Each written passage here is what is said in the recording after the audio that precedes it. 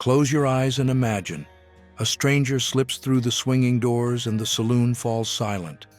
It feels like a movie, but the real picture was different. Fewer high-noon duels, more mud on the floor, the sour smell of booze, sticky tables, and worn-out folks trying to forget the day. Saloons were shelter, not a stage for heroes. Face what lay behind those doors: noise, sweat, improvised rules, and unpaid bills. Into history without the makeup, open those doors again. Number 1. The building itself. To picture a real saloon, the first step is to forget those Western movie sets with shiny halls. In mining camps and the towns that popped up along the railroad, the saloon was the first business to show up. Many times it started out as a tent, a sod house, or a shack thrown together with whatever was at hand. As the town grew, the canvas gave way to wooden boards. That's when the false front appeared, a tall wall pretending to be grandeur. It wasn't vanity. It sold the idea of permanence in a place where everything could vanish from one season to the next.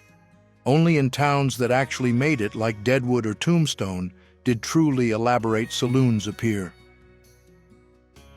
The biggest shock came from the senses. Walking through the entrance, the air felt heavy. Stale beer, cheap whiskey, unwashed bodies, and thick tobacco smoke all mixed together. Every time the door swung open, in came a gust of dust and a hint of manure from the unpaved street. Music was a luxury. What you usually heard was a constant murmur of conversation, cut by the harsh coughs of sick men. Your eyes confirmed the scene. The floor, made of rough planks, was always covered with sawdust to soak up spills and tobacco spit, leaving the surface damp and grimy. The bar stayed sticky.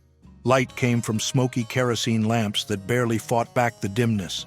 Even the swinging doors, remembered as invitations to dramatic entrances, had a modest job: to ventilate the room, pushing out a little of the smoke, the smell, and the dust. All in all, the saloon wasn't a place of glamour, but an attempt to look stable in the middle of instability.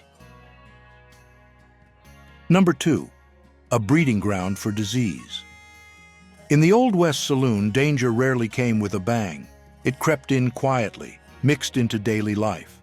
Taking a bath was hard work: hauling water, heating it on the stove, filling tubs. In many homes, a single tub served the whole family. The father first, then the rest, down to the youngest. By the time the last one got in, all that was left was a cold, cloudy soup. Oral hygiene wasn't much better. Without toothbrushes, plenty of folks shoved a blade between their teeth to dig out leftovers. If infection set in, relief came at the barber's chair or the blacksmith's forge, with pliers and a shot of whiskey to dull the pain. The towns didn't help. With no sewage system, waste was thrown outside and came back with rain and wind, spreading mud and dust. Some of that filth made its way into the saloon on boots, coats, and wagon wheels. In crowded, stuffy, poorly ventilated rooms, lice, flies, and cockroaches found a home. It was the perfect mix: poor hygiene, no sanitation, and pests everywhere. In that setting, disease spread fast. Cholera passed through shared cups that were rarely washed. Tuberculosis thrived in smoky, closed-off rooms where coughing carried on all night. Smallpox, quick to spread, leapt from body to body like fire across dry grass. People feared a fight at the bar or the revolver on a neighbor's hip, but the real constant threat lived in the invisible. For the average saloon-goer, the greatest risk wasn't a stray bullet. What cut lives short was what passed from hand to hand, from mouth to mouth, fed by neglect, crowding, and dust. Number 3. Whiskey could kill. In the Old West, the worst filth in saloons didn't just come from the dust on the floor or the dirty glasses. It was in the drink.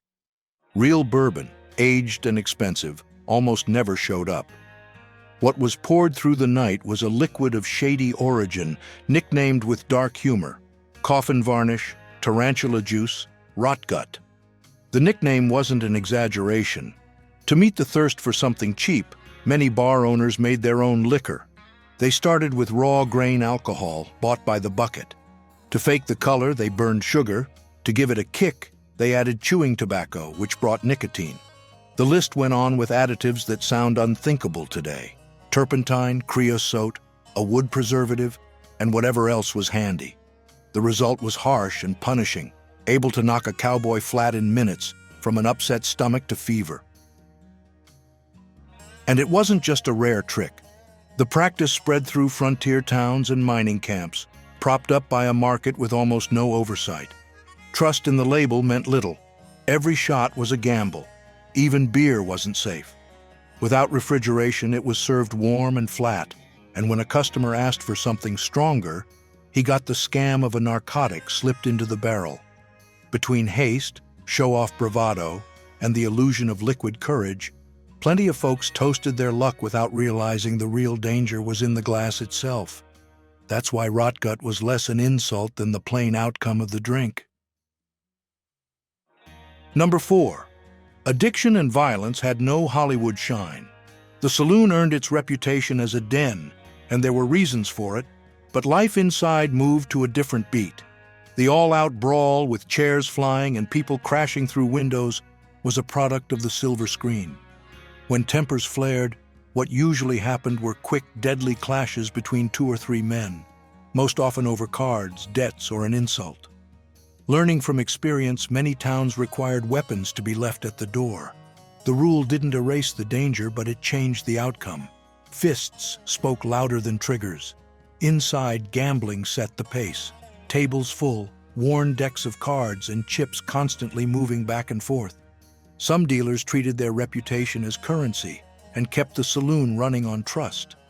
And then there were the drifters of deception, specialists at fleecing newcomers with marked cards and subtle tricks. Between one hand and the next, music, laughter, and talk kept customers sitting and drinking. The place of women also needs clarity. Saloon girls were professionals of sociability. They sang, danced, toasted, and listened to endless stories to keep the bar turning. For many, it meant a rare path to independence on the frontier. Prostitution, however, ran on a separate track, with its own rules and greater risks, little protection, and lots of silence. Behind those swinging doors, there was no epic tale. There was routine, business, and the hard choices of people looking for entertainment in a land where death lingered only a few steps away. Number 5. Not everyone crossed those doors. The popular image of noise and chaos hides the fact that the saloon worked like a social machine, with strict, unwritten rules that decided who could come in and how to behave. Cowboys, prospectors, sheriffs, and wanted men all crossed paths there. Sometimes the roles blended so much that a man could be the law one day and a problem the next. Even so, the boundaries were clear. Women considered respectable stayed outside.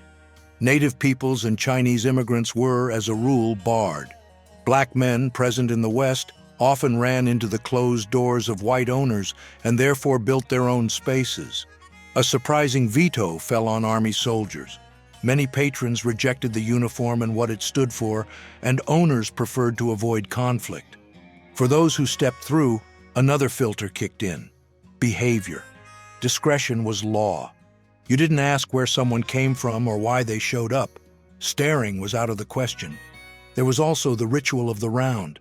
If someone offered a drink, accepting it was almost mandatory.